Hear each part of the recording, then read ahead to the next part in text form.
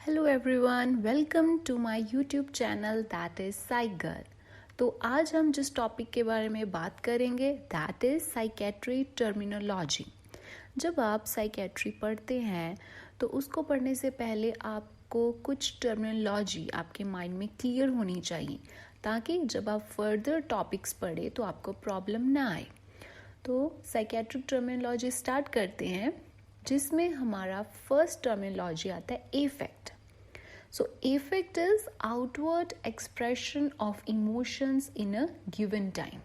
So it means कि जब हम किसी इंडिविजुअल को, किसी पर्सन को देखते हैं, ठीक है, तो देखने से जो हम उसके एक्सप्रेशंस और इमोशंस को ऑब्जर्व करते हैं कि वेदर वो पर्सन खुश है, वो पर्सन उदास है, वो पर्सन गुस्से में है, इरिटेटेड है, एंशियस है, ठीक है। तो जो आप चीज़ें ऑब्जर्व करते हो किसी पर्सन को देखने से, तो उस टर्म को हम बोलते हैं effect of the person. Next terminology आती है हमारी automatic obedience. So it means the patient obeys every command though he has first been told not to do so.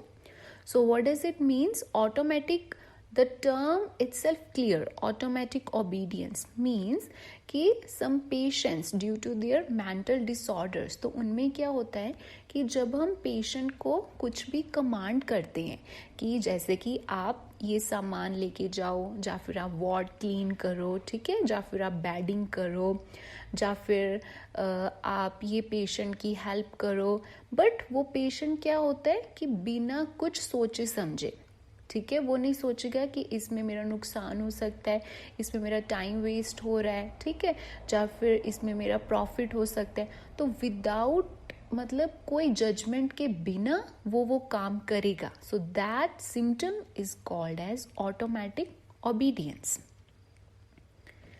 Next हमारी टर्म आती है ambivalence.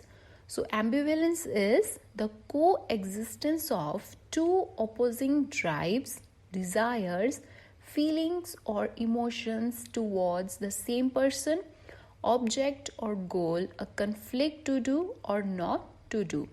So what does it means? Ambivalence feelings means जब किसी person में एक ही time पे, ठीक है, एक ही टाइम पे दो ऑपोजिट फीलिंग्स और इमोशंस अराइज हो रहे हैं।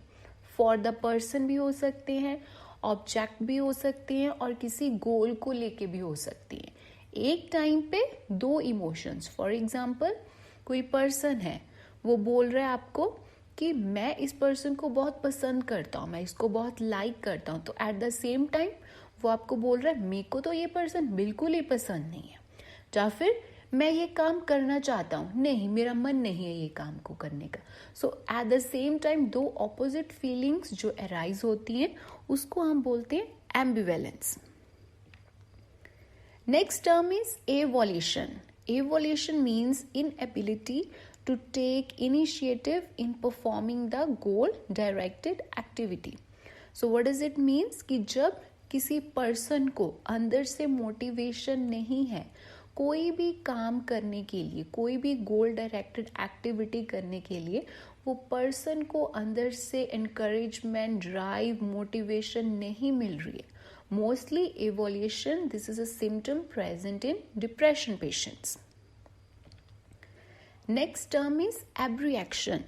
So abreaction, this is usually a treatment procedure or a abreaction therapy whereby repressed painful experiences are voluntarily recalled to awareness.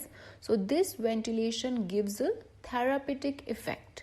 अब abreaction treatment में और इस procedure में हम क्या करते हैं, हम psychiatric patient को स्टिमुलस देते हैं। तो ये stimulus chemical in the form of drugs भी हो सकता है और फिजिकल स्टिमुलस भी हो सकता है, जिसके थ्रू हम जो उसके माइंड में रिप्रेस्ड इमोशंस होते हैं, उसके अनकॉन्शियस माइंड में, उसको स्टिमुलेट करके उसके कॉन्शियस माइंड में हम लेके आते हैं, उसकी अवेयरनेस में, ठीक है, ताकि उसमें उस चीज़ के लिए इंसाइट प्रेजेंट हो।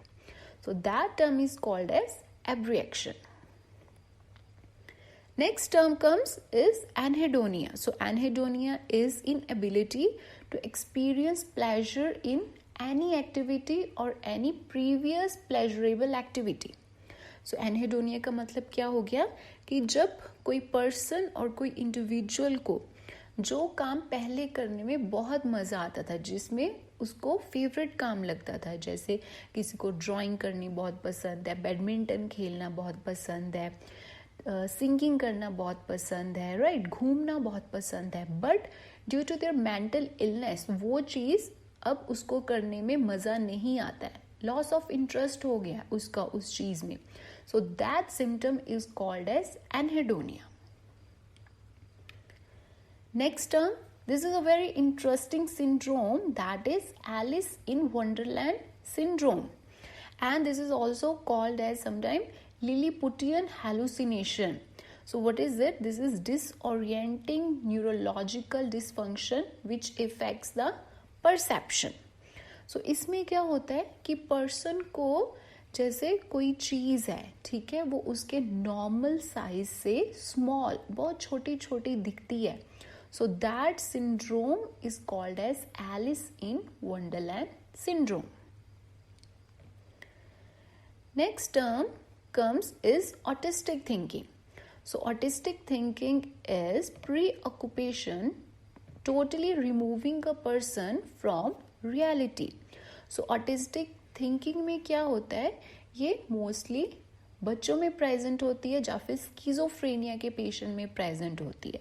तो वो क्या करते हैं, उनके माइंड में जो थॉट्स हैं जिनसे वो ऑलरेडी प्री ऑक्यूपाइड है, वही चीज़ उनके माइंड में चलती रहती है, वो उन्हीं चीज़ों के बारे में सोचते रहते हैं. उनके आसपास कुछ भी हो रहा है, उनको उस चीज़ से कुछ भी इफ़ेक्ट नहीं पड़ता है. फॉर एग्जाम्पल, कोई पर्सन बैठा है, ठीक है, और उसके साथ में झगड़ा हो रहा है, तो अगर कोई नॉर्मल इंडिविजुअल होगा तो वो देखेगा कि क्या प्रॉब्लम है, मैं इसको सॉर्ट कर सकता हूँ, नहीं कर सकता हूँ. बट जिस पेशेंट को ऑटिस्टिक थिंकिंग का सिम्टम होता है, उनको इस चीज़ से कुछ फर्क नहीं पड़ता कि उनके आसपास क्या हो रहा है. So that term is called as autistic thinking. Next term is apathy. So apathy is absence of emotional expression. It exhibits the lack of interest or concern or enthusiasm. So if A किसी term के आगे आ जाता है तो उसका मतलब होता है absent. So इसमें क्या चीज़ absent है? Expressions, emotions. एकदम पेशेंट में फ्लैट इफेक्ट प्रेजेंट है. कोई खुशी की बात है तो वो नहीं स्माइल करेगा, कोई गम की बात है वो नहीं रोएगा. तो एकदम फ्लैट इमोशंस, ब्लंट इमोशंस हैं अगर किसी के फेस में, that term is called as apathy. Okay, next term is amnesia. So amnesia is pathological loss of memory, a phenomena in which an area of experience become inaccessible to conscious recall. Amnesia means loss of memory. जब due to any head injury cause हो सकता है, ठीक है, और due to any other etiological factor जब person की memory loss हो जाती है, तो उस टर्म को हम बोलते हैं एमनीजिया. आई होप ये टर्मिनोलॉजीज आपको क्लियर हो. So thank you for watching my channel.